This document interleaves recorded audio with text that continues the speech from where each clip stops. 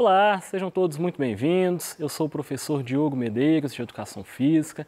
É uma satisfação estar aqui com vocês novamente, junto de novo aqui com a minha amiga Vânia, que será minha intérprete de Libras, para juntos comandarmos mais uma aula de Educação Física. Então vamos lá, pessoal?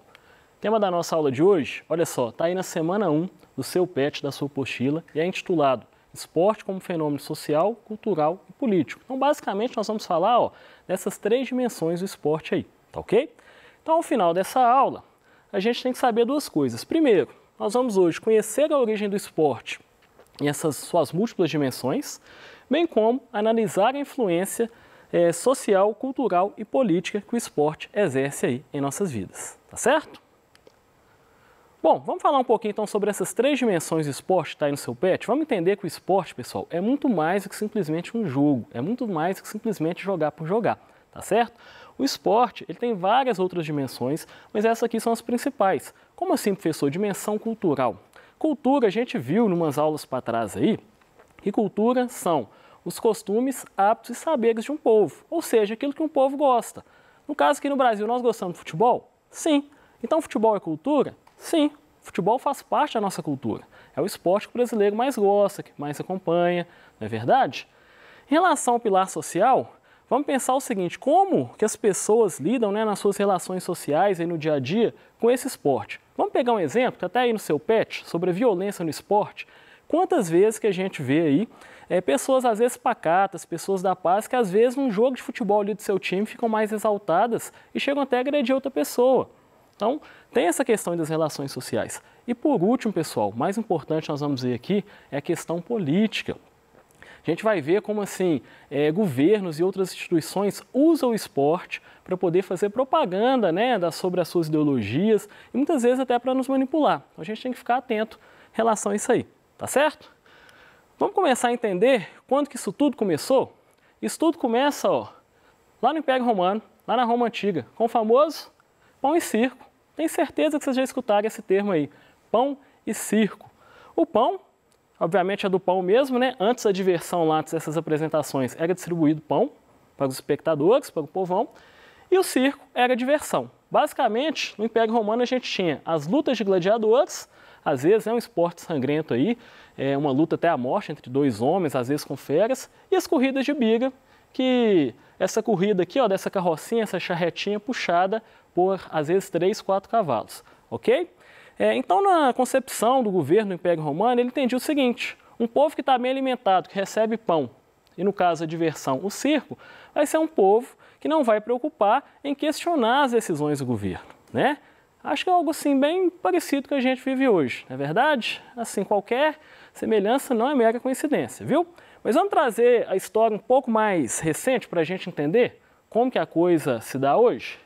Vamos falar da Inglaterra século XIX, pessoal. Inglaterra século XIX, essas duas imagens mostram o que a Inglaterra estava vivendo. Essa primeira imagem aqui mostra a Revolução Industrial. A Inglaterra estava consolidando ali a sua Revolução Industrial. Como quem gosta de história aí deve saber, as pessoas trabalhavam às vezes 12, 14, 16 horas, era uma jornada exaustiva. Então essa pessoa tinha que ter uma diversão, algo para ela poder assim, ter uma válvula de escape, para poder não reclamar tanto do trabalho, trabalhar ali sem reclamar muito. Então qual que era essa válvula de escape? O esporte. A Inglaterra padroniza as regras de vários esportes, cria o futebol, que acho que é a paixão mundial e a paixão deles também, outros esportes. Então as pessoas saíam das fábricas direto para a diversão, seja para jogar o futebol ou outros esportes, seja para poder assistir. Isso ajudava um pouco ali a conter essa questão de revolta, de busca por melhores salários, tá certo? Então, o futebol aí, e outros esportes atuando nessa questão política. Não só política, viu, gente? Isso foi graças à questão cultural, porque isso virou gosto do pessoal da Inglaterra. Então, a população gostava. Tudo bem que tinha um ou outro ali que entendia, Às vezes ficava revoltado com a condição de trabalho, mas a verdade é que eles gostavam mesmo do futebol, como gostam até hoje. É comum lá na Inglaterra até hoje, acabou o expediente, todo mundo ir jogar futebol ou outro esporte. Lá tem vários e vários locais públicos para a prática de esportes. Ainda no século XIX, a gente tem que destacar as Olimpíadas da Era Moderna. Essas Olimpíadas que a gente conhece hoje, que inclusive ia ter uma edição agora nesse ano, de 2020, e que foi adiada devido à pandemia. A primeira edição das Olimpíadas da Era Moderna, olha só, aconteceu no ano de 1896, finalzinho do século XIX. E se hoje a gente tem Olimpíadas, é graças a esse cara aqui, ó, esse bigode estiloso, o Barão Pierre de Coubertin. Esse cara, pessoal, ele quis reviver, recriar os jogos lá da Grécia. Só que o objetivo dele não era simplesmente jogar por jogar, não. Ele tinha um objetivo: promover a integração dos povos, ou seja, ó, as relações sociais aí entre, né, os outros países, e principalmente promover a paz através dos jogos. Vale lembrar que Olimpíadas lá da Grécia Antiga era comum, às vezes, dois povos estarem brigando, né, em guerra, e parar para poder participar das Olimpíadas. A Olimpíada era sagrada. Então o Barão queria isso também, uma coisa meio diplomática, meio política. Vale lembrar que a Europa nessa época estava um barrilzinho de pólvora e a Segunda Guerra, aliás, desculpa, né, era questão de tempo ter a Primeira Guerra Mundial aí, como de fato aconteceu, ok? Ainda falando sobre Olimpíadas, a gente tem que destacar isso aqui, ó. A Alemanha nazista, no ano de 1936, pessoal, tentou usar o esporte de forma política. Hitler já estava no poder no ano de 1936 e a Alemanha cedia, né, esses Jogos Olímpicos, e Hitler queria mostrar ao mundo uma possível superioridade da raça ariana. Então, assim, se você pegar as filmagens das Olimpíadas de 36, elas são muito melhores, muito mais avançadas do que a das outras edições de Olimpíadas. Então, ele não só queria provar ao mundo, mas como gravar, documentar. Mas ainda bem que a teoria dele já começa a cair por terra já nos primeiros dias de Jogos Olímpicos, graças a esse cara que nós estamos vendo na tela aqui, um velocista norte-americano chamado Jesse Owens, velocista negro que ganha todas as provas que ele disputou: 100 metros rasos, 200 metros, revezamento 4x100 e salto em distância. Então, assim, aquilo por Hitler e para a cúpula dele lá da Alemanha nazista foi, assim, um vexame inimaginável. Tanto que o Hitler se recusa a entregar a medalha para o Jesse Owens. Estava previsto que ele entregaria a medalha ao campeão dos 100 metros rasos. E ele se recusa, ele manda alguém entregar a medalha lá. Então, mais uma vez, como esporte, né? Ainda bem que foi só tentado, né? Não foi consumado, servir de instrumento político para uma coisa ruim. Tá ok? Ainda sobre a Olimpíada, ainda nessa pegada sobre questões políticas, vale destacar também a Guerra Fria. Parece que eu estou dando aula de história, mas a gente tem que pegar um pouquinho disso aí. A Guerra Fria, como vocês devem saber, foi um período ali de uma guerra ideológica entre Estados Unidos e a União Soviética. Não teve muito aquela coisa, né? A guerra se chamou Fria, porque ainda bem que não teve nenhuma troca de tiros entre as duas nações. Era uma guerra puramente ideológica. Então as duas nações disputavam quem era a melhor nação em todos os sentidos. Quem tinha as melhores armas, quem tinha o maior exército, quem colocava o homem na lua primeiro. E lógico, quando tinha competição esportiva, um queria ganhar do outro para mostrar a sua superioridade também no esporte, ok? E vale destacar aqui, ó, dois fatos que aconteceram. Primeiro, no ano de 72, a União Soviética consegue vencer os Estados Unidos na final do basquete masculino, algo impensável. Os Estados Unidos, né, perdendo o basquete, o esporte deles. Então aquilo foi um vexame assim, tremendo para os Estados Unidos. E os Estados Unidos conseguem dar o troco 8 anos depois, vencendo a seleção de hóquei soviética. Seleção essa que fazia 15 anos que não perdia para ninguém. Os Estados Unidos conseguem derrotar na final dos Jogos Olímpicos de Inverno. E detalhe, com garotos universitários, não eram nem profissionais. Então a gente fala que ficou 1-1 nessa brincadeira. E ainda destacando, teve aquele momento do boicote aos Jogos. Acho que o único momento da história das Olimpíadas que a gente teve boicote. A Olimpíada de 1980 aconteceu em Moscou, então União Soviética. Os Estados Unidos e alguns países do bloco capitalista boicotam e não mandam representantes. No ano de 84, 4 anos depois, a Olimpíada acontece aonde? Nos Estados Unidos, em Los Angeles. E aí, a União Soviética e alguns países do bloco ali socialista resolvem também não mandar representantes. Ficando 1-1 aí, ainda bem que essa guerra ficou só fria mesmo, só dentro do campo do esporte, tá bom? Bom, continuando aqui, já que a gente está falando dos Estados Unidos, eu queria mostrar agora o quanto que uma política de esportes é importante. Os Estados Unidos, que é hoje a maior potência mundial do esporte. E, gente, os Estados Unidos é a maior potência, será que é uma coisa aleatória, porque Deus quis, uma coisa inusitada? Não, sabe por que os Estados Unidos ele vai para qualquer Olimpíada e ele vai ser o primeiro lugar geral do quadro de medalhas? Por causa de planejamento, por causa dessa palavrinha de novo, política. Os Estados Unidos têm a melhor política de esportes do mundo. E ela está aí para qualquer país copiar. Basta querer. Lá o esporte começa, olha só, como a gente está vendo essa imagem, na escola. É lá na base que eu vou revelar grandes jogadores. Isso aqui que a gente está vendo é um jogo de high school, ou do ensino médio, como vocês estão aí agora. Como é que funciona o esporte lá? Os alunos lá eles recebem tudo que eles precisam. Uniforme, material de primeiro, os ginásios têm toda a estrutura, transporte nesses ônibusinhos amarelos. Muitos alunos meus brincam, professor, como eu queria que tivesse um trem desse no Brasil? Eu também, né? Isso aqui a gente não vê no filme, mas é verdade, tá, gente? Esse ônibusinho amarelo leva os times aí para jogar na competição, então eles recebem tudo. E aí, os jogadores que destacam, eles vão para onde? Eles vão para a faculdade. E vale lembrar que nos Estados Unidos não tem faculdade gratuita. Lá as faculdades são pagas, você tem que juntar dinheiro para pagar. Ou então desenvolver algum talento, seja no esporte, seja na música, seja como as cheerleaders aqui, para poder ganhar bolsa, tá? Para poder cursar a sua faculdade, ok? E aí se você vai para a faculdade, o que acontece? Lá na faculdade, você vai jogar basquete pela sua faculdade, ou você vai assinar um contrato milionário com a NBA? Não, você vai jogar basquete pela sua faculdade, ok? Depois de 4, 5 anos que você se formou, aí sim você entra para o draft da NBA, que é o teste para você tentar virar jogador.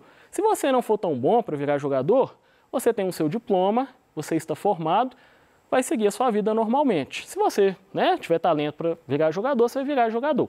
Então perceberam aqui a gama de coisas positivas que essa política de esporte traz?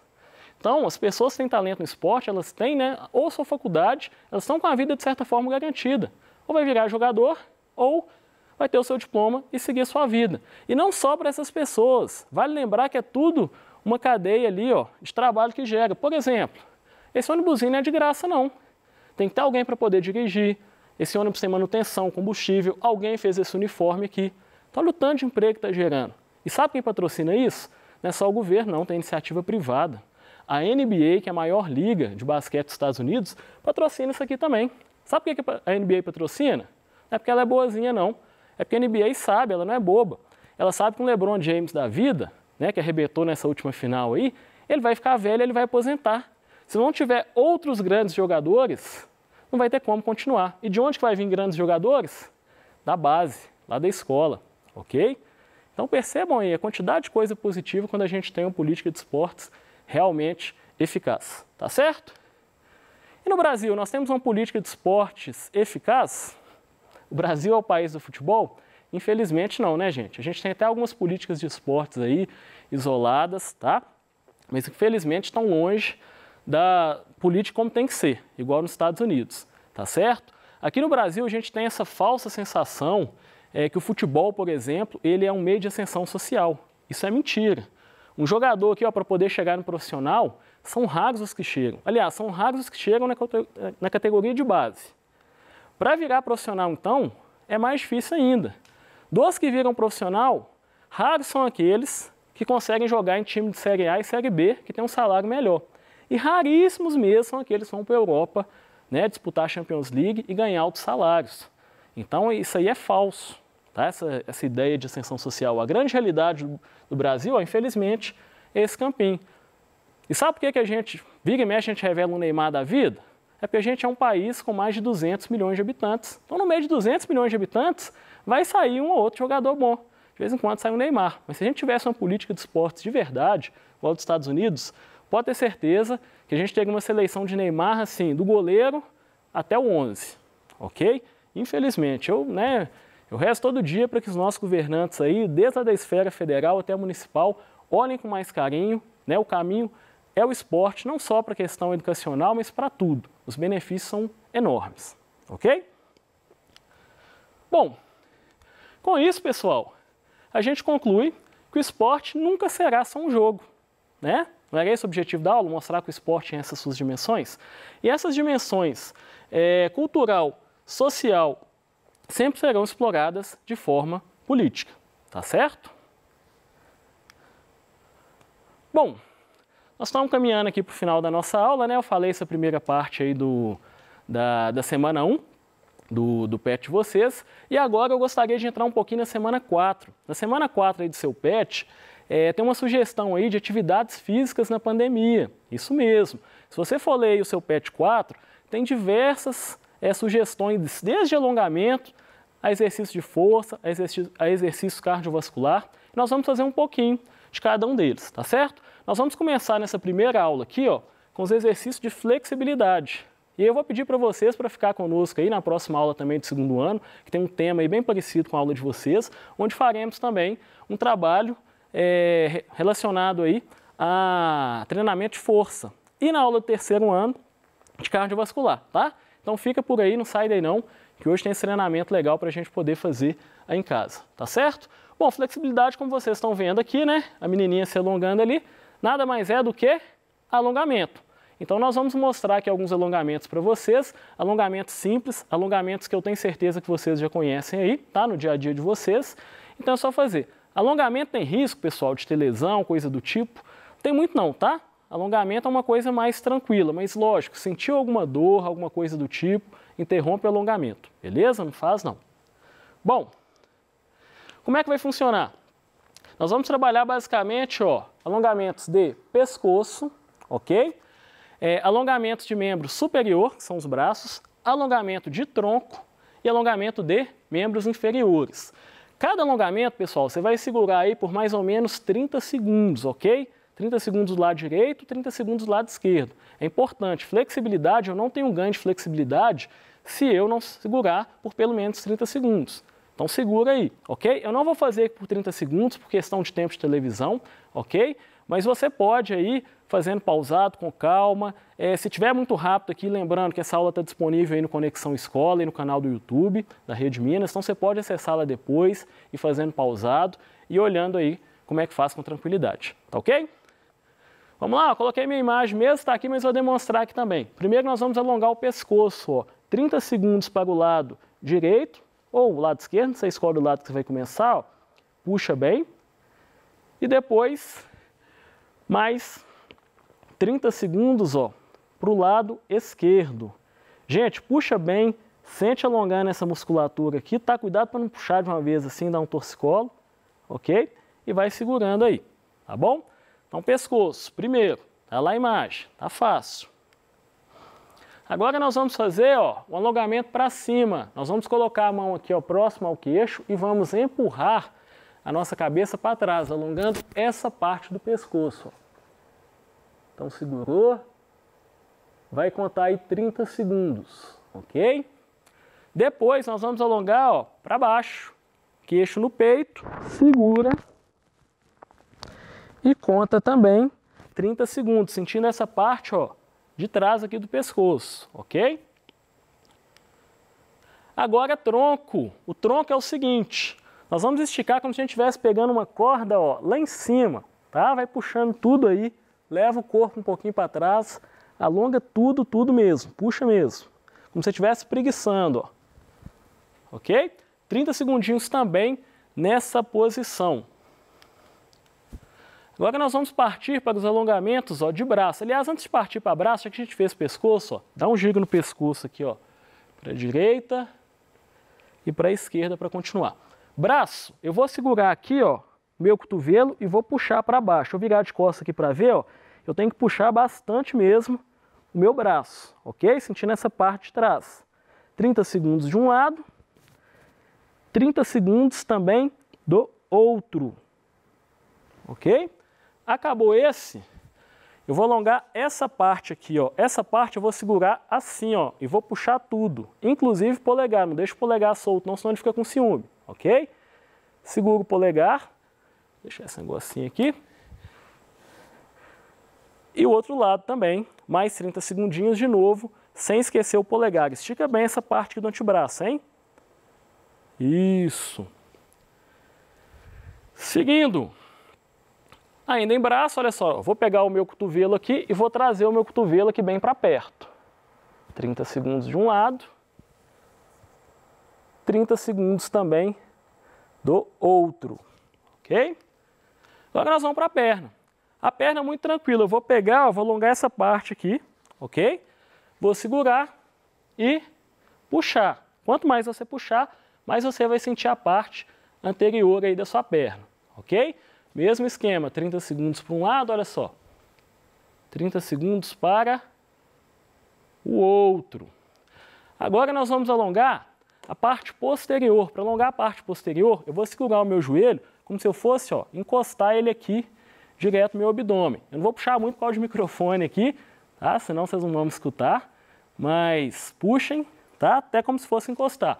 30 segundos de um lado e também 30 segundos do outro. Desse jeito aqui, ó. Voltar na imagem igual eu demonstrei. Beleza?